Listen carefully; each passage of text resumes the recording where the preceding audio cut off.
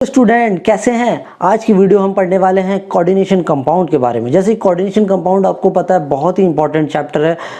हर competitive exam, चाहे आप IIT JEE की बात करो, नीट, नेट, गेट, सही है, आईआईटी जैम, जितने भी एंट्रेंस एग्जाम्स, कॉम्पिटिटिव एग्जाम्स होते हैं, इनऑर्गेनिक का बहुत इंपॉर्टेंट चैप्टर है कोऑर्डिनेशन कंपाउंड। इसको हम डिटेल में बेसिक से लेकर कॉम्प्लेक्स लेवल तक लेके जाएंगे। इसीलिए आप मेरे चैनल में देख रहे हैं दो तरह की सीरीज, एक क्लास 12th और एक नेट। तो 12th का जो चैप्टर 9 है कोऑर्डिनेशन कंपाउंड, हम उसको पूरा डिटेल में पढ़ेंगे बेसिक से कि क्यों, क्या, कैसे, भैया ये कंपाउंड को क्यों, कैसे कहते हैं, कि उसकी नेमिंग, सब चीज़ें।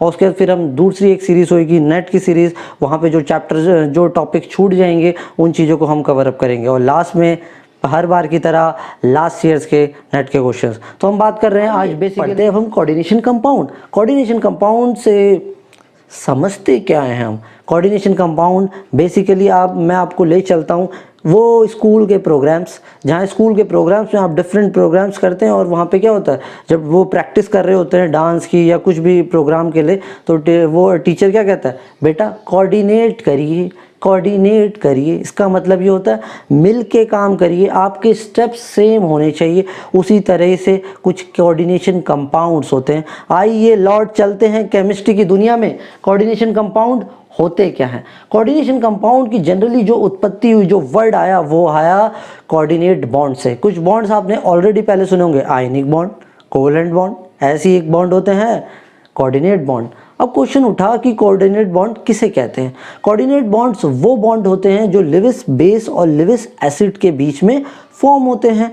तो अब क्वेश्चन फिर आया, भैया लिविस बेस किसे कहते हैं। लिविस बेस कहते हैं जो लोन पेयर को डोनेट कर सके, मतलब वो अमीर इंसान है, वो पैसे किसी को दे सकता है, तो उसके पास है तो वो दे रहा है। और अगर मैं लिविस एसिड की बात करूं, वो लोन पेयर एक्सेप्टर होते हैं, वो वैकेंट होते हैं, वो दूसरे के लोन पेयर को इजीली एक्सेप्ट कर लेते हैं। सही है। तो यही आगे चल के ये दो टर्मिनोलॉजीज, ये भी लिविस एसिड, लिविस बेस, ये भी आपको ऑलरेडी पता है। आगे चल के ये दो नए टर्म्स में बने, एक का नाम पड़ा लिगेंड, एक का नाम पड़ा मेटल। लिगेंड से देखो कैसे याद रहेगा, बहुत बार कंफ्यूज हो जाते हैं, लिगेंड क्या होगा, लिगेंड क्या होगा। लिगेंड से याद रखो एल और एल, जो लिविस बेस है, लिविस बेस है भाई साहब का, वही लिगेंड है। और मेटल भाई साहब कौन है, लिविस एसिड हो गए। चलो भाई, हमें ये बात समझ आई। कोऑर्डिनेशन कंपाउंड वो होते हैं जो कोऑर्डिनेट बॉन्ड बनाते हैं, और कोऑर्डिनेट बॉन्ड वो होते हैं जो एसिड और बेस के बीच में बनते हैं। कौन से, लिविस एसिड और लिविस बेस के बीच में। थोड़ी और कुछ बात कर लेते हैं, और क्या खास बात होती है सर जी कोऑर्डिनेशन कंपाउंड की। दूसरी खास बात ये होती है, ये जब बनते हैं जब कॉम्बिनेशन होता है सॉल्ट्स का। और कैसी सॉल्ट्स होती हैं, वो स्टेबल सॉल्ट होती हैं, अपने आप में स्टेबल होती हैं और मिल के एक नई सॉल्ट बनाती हैं। और उनकी एक और इम्पॉर्टेंट बात, retain their identity in solid as well as in dissolve state. जिस तरह से वो सॉलिड में दिखती है, उसको पानी में डुबो दो, कोई सॉल्वेंट में डुबो दो, वो अपनी आइडेंटिटी खोने वाला नहीं। और ऐसी तरह के सॉल्ट को, ऐसी तरह के कंपाउंड को कोऑर्डिनेशन कंपाउंड कहते हैं। तो हमने दो मेन चीज़ सीख ली। ये बेसिक है कोऑर्डिनेशन कंपाउंड का। अगर आपको ये समझ आ गया तो आगे पूरा चैप्टर इंटरेस्टिंग और इजीली आपको समझ आने लगेगा। कोऑर्डिनेशन कंपाउंड में पहली चीज़ तो मैंने ये सीखी, तो वो ऐसे कंपाउंड जो कोऑर्डिनेट बॉन्ड की मदद से बनते हैं, और कोऑर्डिनेट बॉन्ड बनता है लिविस एसिड और लिविस बेस से। और दूसरे हम कोऑर्डिनेशन कंपाउंड उन कंपाउंड्स को कहेंगे जो अपनी आइडेंटिटी को सॉलिड और डिसॉल्व स्टेट में वैसे ही रहने देंगे, बदल लेंगे नहीं। सही है। आगे चल के मैं कोऑर्डिनेशन कंपाउंड की बात करूं, वो डिवाइड होता है, वो या उसी को एक टाइप है एडिशन कंपाउंड। एडिशन तो हमें पता ही है, 2 + 3 5 होता है ना, 6 तो नहीं ना। तो वही एडिशन। एडिशन का मतलब होता है कोई दो चीज को जोड़ दिया जाए। दो ऐसी सॉल्ट्स को आप लीजिए, स्टेबल सॉल्ट को, आपने उनका कॉम्बिनेशन से उन्हें ऐड करके एक फिक्स स्टोइकियोमेट्री रेशियो में जो आपकी आखिर में एक सॉल्ट या एक कंपाउंड बन के आएगा, that compound is known as addition compound. तो सिंपल हो गया ना। कॉम्बिनेशन ऑफ, देखो एडिशन कभी भी हम करते हैं तो क्या, दो, या तो मैंने बोला दो या दो से ज़्यादा, तो एक तो नहीं कर सकते ना।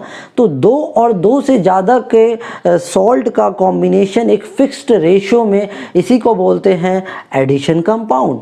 एग्जाम्पल क्या है इसके, जैसे आप देख रहे हो KCl, KCl भाई साहब अपने आप में स्टेबल है, सही है। जब इसको आप अलग से अगर आप पानी में डालेंगे KCl को, मान लो अभी ये सब कुछ नहीं है, तो क्या होगा, K पॉजिटिव और क्लोरीन नेगेटिव में डिवाइड हो जाते हैं। Mg की बात करूं, Mg2 पॉजिटिव Cl में डिवाइड हो जाते हैं, सही है। तो ये सब अपने आप में अलग अलग स्टेबल और एक अलग सॉल्ट थी। मैंने इनके फिक्स रेशियो में इन तीनों को लिया और एक ऐड करने के बाद जो मेरा कंपाउंड बन के आया वो मेरा एडिशन कंपाउंड है, और इसी का नाम आगे चल के बढ़ता है कार्नेलाइट। क्या नाम है इसका?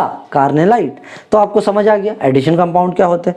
अब एडिशन कंपाउंड के फर्दर दो टाइप होते हैं, एक होता है डबल सॉल्ट या डबल सॉल्ट्स कहते हैं, दूसरा होता है कोऑर्डिनेशन या कॉम्प्लेक्स कंपाउंड या कोऑर्डिनेशन या कॉम्प्लेक्स सॉल्ट। यही हमारे लिए इंपॉर्टेंट है और यही हम पूरे चैप्टर में पढ़ने वाले हैं।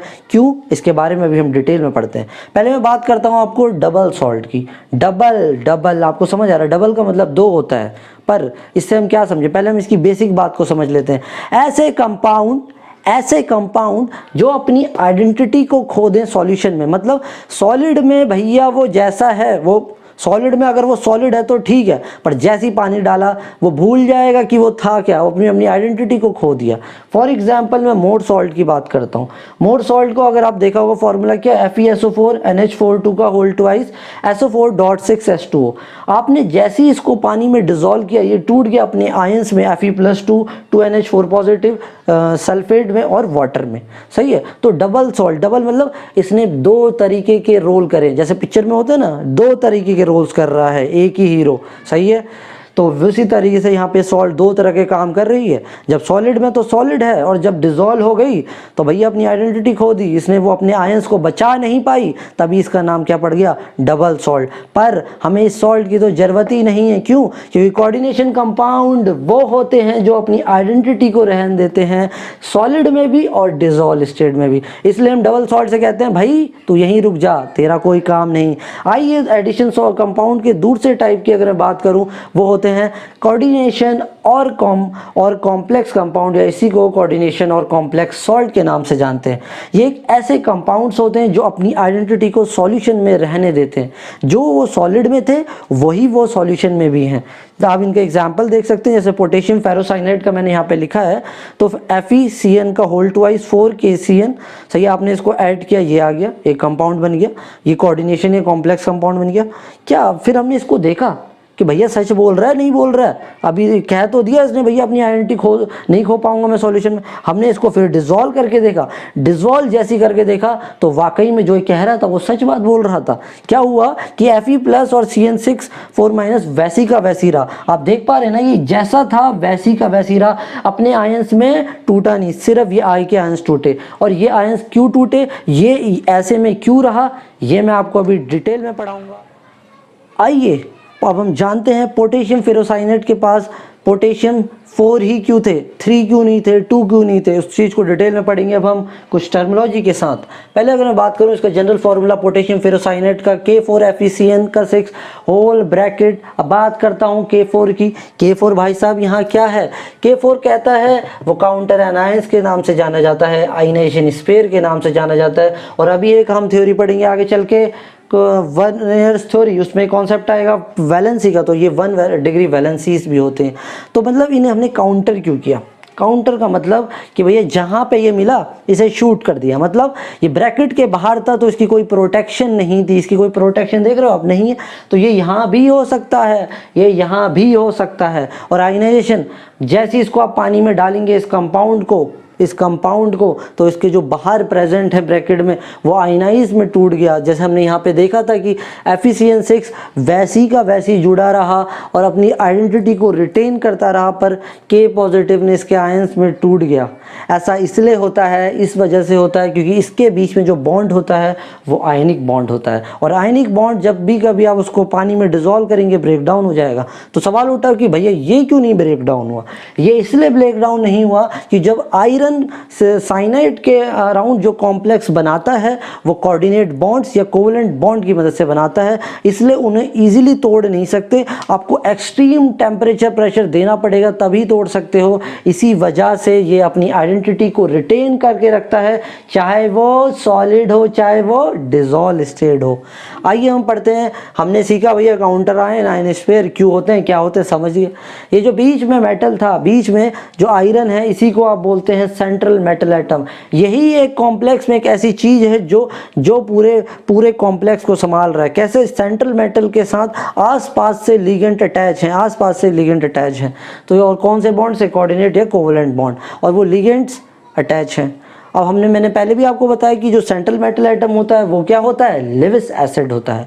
लेविस एसिड मतलब जिसके पास लोन पेयर इलेक्ट्रॉन को एक्सेप्ट करने की कैपेसिटी हो। सही है, क्योंकि वो बंदा गरीब है। अब मैं बात करता हूँ लिगेंड भाई साहब की। जो लिगेंड्स होते हैं वो लेविस बेस के नाम पे जाने जाते हैं। और क्यों? क्योंकि उनके पास लोन पेयर्स हैं, नेगेटिव चार्ज एक्स्ट्रा है, वो दे सकता है किसको? आयरन को, मतलब सेंट्रल मेटल आइटम को। सही है। उसके बाद आप देख रहे हैं यहाँ पे इसके आगे 6 लिखा है। तो जब ये कॉम्प्लेक्स बना तो साइनाइड के जो लिगेंड्स अटैच हुए उस कॉम्प्लेक्स को बनाने के लिए वो यहाँ पे 6 थे। उन्हीं को आगे चल के बोला जाता है कोऑर्डिनेशन नंबर। क्या बोला जाता है? Coordination number. और वही आगे चल के 1 ईयर की एक थ्योरी हम पढ़ेंगे, उसमें वो आगे चल के वो टर्म बनती है सेकेंडरी वैलेंसी। सेकेंडरी वैलेंसी है कोऑर्डिनेशन नंबर। ये कोऑर्डिनेशन नंबर भैया क्या होता है? कोऑर्डिनेशन नंबर ये बताता है कि उस सेंट्रल मेटल एटम के अराउंड कितने लिगेंड प्रेजेंट हैं। सही है। तो आप यहाँ पे देखिए, यहाँ पे 6 प्रेजेंट है। पर ऐसे क्या होता है जनरली, कभी आपको एमसीक्यू में ये डाल देगा और पूछे कोऑर्डिनेशन नंबर बताइए, तो आप कहोगे भैया वहाँ तो हमने पढ़ा था 6 था, पर इसका भी 3 होगा और वहाँ 3 ऑप्शन भी होगा, पर वो आंसर रॉन्ग हो जाएगा। क्यों होगा मैं बताता हूँ, क्योंकि इसका आंसर तो वैसे 6 होगा। क्यों होगा अभी मैं बताता हूँ। देखो, कोऑर्डिनेशन नंबर को एक्यूरेट डिटरमाइन करने के लिए एक ये तो रास्ता है ही, पर एक एक्यूरेट कॉन्फिडेंस जिसमें सही आपका निकले, तो हम ये उस सेंट्रल मेटल के अराउंड कितने लिगेंड अटैच हैं, लिगेंड्स नहीं, कितने सिग्मा बॉन्ड अटैच हैं उस लिगेंड से। सही है। पाई बॉन्ड को काउंट नहीं करेंगे, सिग्मा बॉन्ड को काउंट करेंगे। तो जितने नंबर के सिग्मा बॉन्ड बना रहे होंगे लिगेंड उस सेंट्रल मेटल के अराउंड, वही उसका क्या होगा? कोऑर्डिनेशन नंबर होगा। तो अगर मैं बात करूं इस कॉम्प्लेक्स की, तो इस कॉम्प्लेक्स में ये हुआ कि एक जो था वो भैया 2 बना रहे थे, और ये बाइडेंटेड भी होता है। अभी डेंटेड मैं अभी डिटेल में आपको बढ़ाऊंगा लिगेंड के बारे में। सही है। इसके लिए से आप टेंशन ना लीजिए। तो EN की मतलब बाइडेंटेड, तो यहाँ पे 2 होते हैं, इसलिए इसका जो कोऑर्डिनेशन नंबर होगा वो 6 होगा। सही है। तो ये भी आपको समझ आ गया। अब ये आप देख रहे हैं ब्रैकेट बने हुए, कुछ ब्रैकेट देख पा रहे हैं? तो ये ब्रैकेट को ही बोलते हैं कोऑर्डिनेशन स्फीयर या कोऑर्डिनेशन एंटिटी। सही है। ये मैंने यहाँ पे टर्मिनोलॉजीज लिखी हैं। सही है। तो ये क्या होती है? ये तो आपको दिख ही रही है, ये तो कोई डेफिनेशन कुछ भैया। कोऑर्डिनेशन स्फीयर या एंटिटी वो चीज होती है जिसमें एक सेंट्रल मेटल एटम होता है और लिगेंड होते हैं, और वो किससे अटैच होते हैं? वो अटैच होते हैं कोऑर्डिनेट बॉन्ड से, और इसी को मिलके बोलते हैं कोऑर्डिनेशन एंटिटी या कोऑर्डिनेशन स्फीयर। ये बात आपको। अगली चीज़ हम पढ़ते हैं कोऑर्डिनेशन पॉलीहेड्रॉन। पॉलीहेड्रॉन से मेरे दिमाग में एक चीज़ आई, बताओ क्या? कि भैया कुछ आप स्ट्रक्चर की बात कर रहे हैं। बिल्कुल सही बात। तो स्ट्रक्चर्स आपने कहीं और भी पढ़े होंगे। कहाँ? केमिकल बॉन्डिंग क्लास 11th का चैप्टर। तो उसमें आपने डिफरेंट टाइप्स की ज्योमेट्रीज और शेप्स पढ़ी होंगी। Octahedral, tetrahedral, square planar, triangular, bi pyramidal, अलग अलग तरह की ज्योमेट्रीज। तो वही कुछ यहाँ पे भी हैं। तो यहाँ पे क्या कहना चाह रहा है, ये डेफिनेशन इसकी ये होती है कि जब कोई सेंट्रल मेटल एटम अपने लिगेंड्स की तरह लिगेंड्स इसके अरेंज हो जाएं और एक पर्टिकुलर ज्योमेट्री दे दें। क्यों? लिगेंड्स की तो भैया मर्जी है ना, वो कहीं पे भी किसी तरह से भी कोई भी शेप बना सकता है, और उसी शेप में, जैसे यहाँ पे आप देख रहे हैं स्क्वायर प्लेन बना लिया, यहाँ टेट्राहेड्रल, ऐसे और तरह की शेप्स होती हैं, आपको पता है अच्छे से। तो इन्हीं सारी चीज़ों को हम बोलते हैं कोऑर्डिनेशन पॉलीहेड्रॉन। एक लास्ट टॉपिक बचता है एक टर्मिनोलॉजी में, वो है होमोलैप्टिक और हेट्रोलैप्टिक। ये क्या होते हैं भैया? होमो का मतलब आपको तो पता ही होगा क्या होता है। होमो का मतलब होता है सेम, मतलब इसमें सेम तरह के लिगेंड्स अटैच होते हैं उस सेंट्रल मेटल एटम के अराउंड, और वो बनाते हैं होमोलैप्टिक कॉम्प्लेक्स। जैसे आप देख रहे हैं, मैंने लिखा है यहाँ पे only 1 types of ligands are present. जैसे फॉर एग्जांपल कोबाल्ट NH3। तो यहाँ पे आप देख पा रहे हो सिर्फ अमोनिया के ही लिगेंड प्रेजेंट है और कोई लिगेंड प्रेजेंट नहीं है। अब बात करते हैं हेट्रोलैप्टिक की। हेट्रो का मतलब होता है डिफरेंट। क्या होता है? डिफरेंट। मतलब भैया अलग अलग। जब मोर देन एक से ज़्यादा टाइप के लिगेंड मिलके कोई कॉम्प्लेक्स बनाए, इसी तरह के कॉम्प्लेक्स को आप बोलते हैं हेटेरोलेप्टिक कॉम्प्लेक्स। अभी तक हमने सीखा कि भैया कोऑर्डिनेशन कंपाउंड कॉम्प्लेक्स में क्या क्या चीज़ें होती हैं, कैसे वो बनते हैं। अब हम ये सीखेंगे भैया जो लिगेंड भाई साहब थे, लिगेंड कौन थे, बहुत अमीर इंसान थे, तो उनके बारे में पढ़ तो लें किस कैसे कैसे पाए जाते हैं वो, क्योंकि वो ही क्या हैं, लेविस बेस है। तो आइए पहले बेसिस ऑन दी क्लासिफिकेशन करा हमने लिगेंड का on the basis of the charges. Charges तो हमें बचपन से ही पता है, 3 तरह के चार्ज होते हैं, पॉजिटिव, नेगेटिव एंड न्यूट्रल। तो उसी के हिसाब से लिगेंड्स के नाम पड़े। एनायनिक जो नेगेटिव लिगेंड्स होते हैं, जैसे आप देख रहे हैं यहाँ पे fluorine negative, chlorine negative, cyanide negative. Neutral की बात करूँ तो ऐसे लिगेंड जिसमें कोई चार्ज नहीं है भैया, NH3 और कैटायनिक लिगेंड्स की बात करूँ जिसमें पॉजिटिव चार्ज होता है, और इसमें एग्जाम्पल क्या है, एनो पॉजिटिव। अगली बात करते हैं on the basis of the denticity. Denticity कुछ ये वर्ड है दांतों से, डेंटाइन वेंटाइन, पर हम यहाँ पे केमिस्ट्री में आते हैं कि कितने कोऑर्डिनेट्स बॉन्ड फॉर्म कर रहे हैं उस लिगेंड के द्वारा, सही है। तो यही हम आगे आगे चल के पढ़ेंगे, इसके टाइप्स क्या होते हैं on the basis of denticity. पहला है मोनोडेंटेड। तो मोनो का मतलब क्या होता है, मोनो का मतलब होता है एक, सिंगल, यूनी कह सकते हैं। तो इसमें क्या, इसका इसी से इसकी डेफिनेशन बन गई, सिंगल डोनर एटम, जो भैया सिंगल डोनर एटम्स की तरह ऐसे लिगेंड। मोनोडेंटेट कैसे लिगेंड है, जो सिंगल डोनर एटम्स प्रेजेंट होते हैं, जैसे क्लोरीन नेगेटिव और NH3। क्योंकि देखो इसमें एक लोन पेयर होगा तो वो एक ही तो डोनेट कर पाएगा, क्लोरीन में एक नेगेटिव चार्ज है, एक ही कर पाएगा। अब बात करते हैं बाईडेंटेड लिगेंड की। तो बाईडेंटेड का मतलब, बाई का मतलब दो, तो दो कर रहे होंगे, तो देख लेते हैं क्या, ऐसे लिगेंड जो बाइंड करें थ्रू दी 2 डोनर एटम्स। यहाँ पे आप देख सकते हैं CH2 NH2 दे रखा, तो इसके ऊपर भी लोन पेयर है, इसके भी। तो ये जब कोई यहाँ एक इधर से, एक ऐसे करके होगा, एक ऐसे करके, तब सेंट्रल मेटल के एटम को डोनेट कर रहा होगा। लिगेंड एक ही है पर वो 2 अलग अलग उसके डोनर एटम्स प्रेजेंट हैं यहाँ पे, तो इसी का नाम होता है EN, जिसे हम क्या बोलते हैं, इथाइलिन 1,2 डाइअमाइन। सही।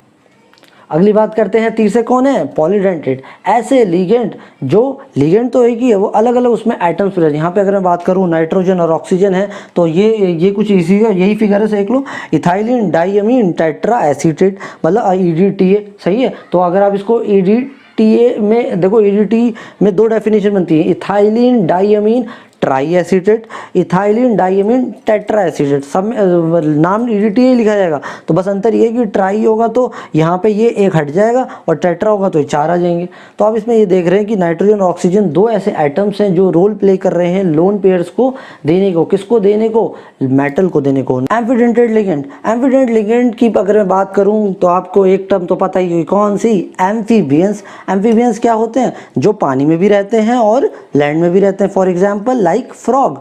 तो फ्रॉग दोनों जगह सर्वाइव कर सकता है, तो उसी से मिलता जुलता वर्ड आया एम्फीडेंटेड, मतलब ऐसे लिगेंड जो बाइंड करें 2 डिफरेंट एटम से। कितने, 2 डिफरेंट एटम से, ओनली 1 एट अ टाइम। मैं इसको आपको एग्जांपल समझा, जैसे मैंने यहाँ पे लिया SCN, तो अगर ये मेटल एटम के साथ NCN ऐसी फॉर्म में अरेंज होगा तो इसे बोलते हैं आइसोथायोसाइनेटो। सही है। यही SCN अगर ये S से दे रहा है, मतलब सल्फर से दे रहा है, यहाँ पे नाइट्रोजन से लोन पेयर दे रहा था, सही है, तो यहाँ पे इसका नाम पड़ा थायोसाइनेटो। जब ये सल्फर से दे रहा था और जब ये नाइट्रोजन से दे रहा था तो आइसोथायोसाइनेटो। है कंपाउंड एक ही, पर वो लिगेंड है, लिगेंड एक ही, वही लिगेंड 2 अलग अलग एटम से कर रहा है। तो हम इसमें कंफ्यूज भी हो जाते हैं कि एक टाइम में, तो मैंने यहाँ पे स्पेशली ये बात लिखी है कि ओनली 1 एट अ टाइम, या तो वो यही बना सकता है या वो यही बना सकता है, समझ लो। तो दोनों में से एक टाइम में एक ही चीज बनाएगा। ऐसे आप नाइट्रो का आप देख लीजिए, NO2 का, CN का देख लीजिए, नाइट्रो में एक N से, फिर ऑक्सीजन में, सभी किसके एग्जांपल्स हैं, एम्फीडेंटेड लिगेंड्स के। ऐसे लिगेंड जिसमें उसमें 1 से 2 एटम्स प्रेजेंट तो होते हैं, किसके लिए, डोनेट करने के लिए, पर एक के समय में एक ही डोनेट करता है। अगले हम लिगेंड्स की बात करने से पहले मैं आपको एक प्रोसेस बताता हूँ, वो है चिलेशन। चिलेशन एक ऐसा प्रोसेस होता है, जैसे मैंने आप यहाँ पे दिखाया आपको प्लेटिनियम, ये लिगेंड से अटैच है, ये आपका बाइडेंटेड है। तो ऐसे लिगेंड जो कोऑर्डिनेट है मेरे सेंट्रल मेटल एटम से, और क्या बना रहे हैं, क्या देख पा रहे हैं आप, एक रिंग जैसी, ये आप देख पा रहे हैं ना, रिंग जैसी बन रही है लिगेंड्स की मदद से। सही है। तो ऐसे लिगेंड जो कोऑर्डिनेट हुए सेंट्रल मेटल एटम से और रिंग लाइक स्ट्रक्चर बनाए, इस प्रोसेस को बोलते हैं चिलेशन, इस प्रोसेस क्या बोलते हैं, चिलेशन। और ऐसे लिगेंड जो इन्वॉल्व कर रहे हैं इस प्रोसेस में चिलेशन के, उसी को बोलते हैं चिलेटिंग लिगेंड्स।